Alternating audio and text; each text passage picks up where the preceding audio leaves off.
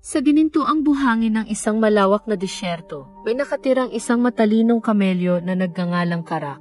Si Karak ay may malambot, mabuhanging balahibo, malaki, maamong mga mata, at isang kilos na nagpapakita ng kalmado at karunungan.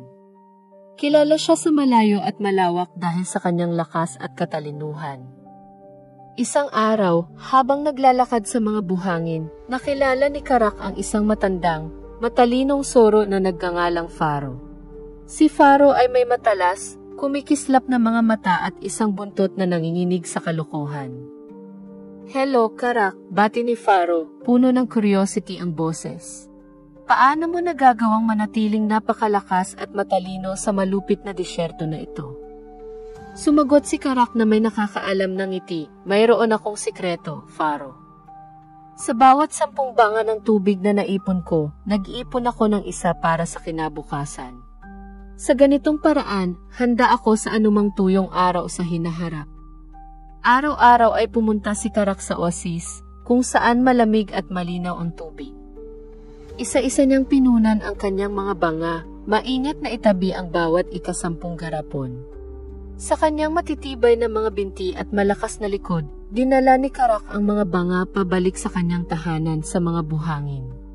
Ang kanyang mga kaibigan, ang mga mapaglarong meerkat at huni ng mga ibon, ay pinagmamasdan siya ng may paghanga. "Bakit ka nagtitipid ng tubig, Karak?" tanong nila. Sumagot si Karak, "Dapat tayong laging maghanda para sa mahihirap na panahon. Ang disyerto ay hindi mahulaan at hindi natin alam kung kailan maaaring dumating ang tagtuyot. Isang taon, hindi dumating ang ulan at ang disyerto ay nahaharap sa matinding tagtuyot. Ang araw ay sumikat ng mas mainit kaysa dati at ang tubig ay naging mahirap. Ang mga hayop ay nag-alala at nauuhaw. Ngunit si Karak, matalino at handa, ay mahinahong pumunta sa kanyang mga nakatagong banga ng tubig. "Halika, mga kaibigan," tawag ni Karak. "Nag-ipon ako ng sapat na tubig para sa ating lahat." Nagtipon-tipon ang mga hayop habang ibinahagi ni Karak ang kanyang iniligtas na tubig sa lahat. Salamat sa karunungan at paghahanda ni Karak, lahat sila ay nakaligtas sa tagtuyot. Nang sa wakas ay bumalik ang ulan at muling napuno ang oasis, nagtipon ang mga hayop upang magdiwang. Pinasalamatan nila si Karak sa kanyang pananaw at natuto sila ng isang mahalagang aral. "Tandaan, mga kaibigan," sabi ni Karak, "laging mag-ipon ng kaunti para sa hinaharap.